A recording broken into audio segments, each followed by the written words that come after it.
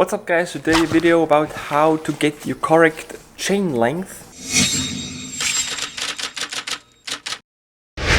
If you need or want to replace your chain on your bike, of course the easiest way is always to have your old chain laid out on the table and just get your new chain and take the exact same length if the old one was the correct length. But let's take the scenario in which you don't know your correct length and you just have to again measure it in terms of your cassette size and your chainring size. So you can say that we are going to measure our chain from scratch. So we just unbox the new chain.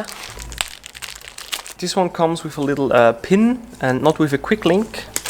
The chains differ in those characteristics, it's important to know. Then you want to get yourself a tool like this. It's like a chain keeper, and this is really easy as it is made out of a spoke, of an old spoke, and I just bent it that way. You can check out my video here if you want to on how to get this bike hack done. This is really a useful tool and I highly advise you to use one of these if you're trying to get your new chain length. So then what you want to do is just grab your chain.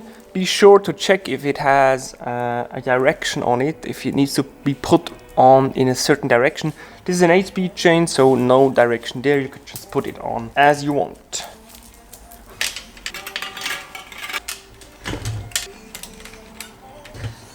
Just install the chain on your bike. Always be sure to correctly thread it through the rear derailleur, because if you do not pay attention to this little plate that it has always in the derailleur, you can really screw up the chain and also the derailleur, so keep that in mind. So when your chain is on your bike, just grab your chain keeper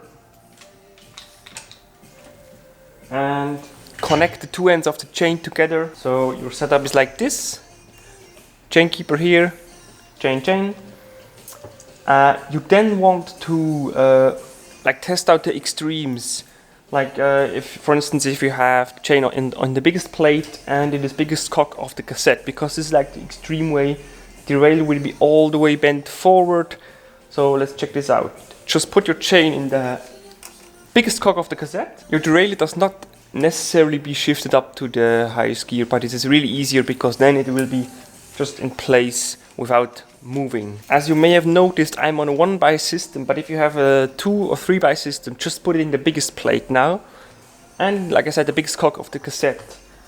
And then you can really go to the extreme with the derailleur. Let's say a bit of a 45-degree angle, because too much, you don't want this 180 flat lay. You want it to be around like this when you shift really to the big and big. Take your chain keeper and really simulate this situation. I think you can even go further, like this maybe.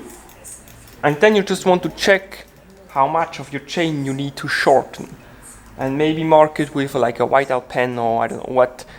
I like to sometimes put a bit of copper paste on it, so I remember which link I have to remove. In this case it will be around here, so I mark it. Once you've marked your chain in this position, get it to the smallest cock, and also if you have a 2 or 3x system, put it in the smallest plate in the front. What we are checking here is that the chain does not have any chain slapping, because there's not enough tension on it. If your chain is too long, then it won't have any tension on it and it will slap. Plus your derailleur can be in a position like this. Of course you have marked your chain, so just check if you shortened the chain now, which position the derailleur would be in. In my case it will be like that, which is pretty okay with a 1x system. If you have a 2 or 3x system, the derailleur will be even more up, but you will still need to be sure that the chain and the upper jockey wheel have like a 2-finger distance, or 2 or 3 centimeters. You can go as low as 1 centimeter between the chain and the upper jockey wheel, but it's better the more distance you have. This is another example. See this distance here? I mean, the chain and the upper jockey wheel. The derailleur is a nice neutral position in the smallest cock. You want to have this distance, otherwise the chain will rub here against the upper jockey wheel. So you really want to have enough tension on the chain And this is the second position you need to control and be sure that it's correct. All that remains really is that you just shorten your chain at the marked link and reconnect it with your chain tool. So I get my chain tool, and it really pays to have like a high quality chain tool, because yeah, especially if you frequently change chains and this thing has a lot of work to do, it really pays to have really high quality thing. Especially the pins, those break really easily, so be sure to always really pay attention how you remove this little pin. So we have like 1, 2, 3, 4, 5 links removed from the chain, which is quite a lot. Then just use your chain tool again. Not that you have to like pull these things together. The chain tool should do the work for you, and you have like enough loose links that you can work with and just connect them easily and also pin it together easily. So the chain is on.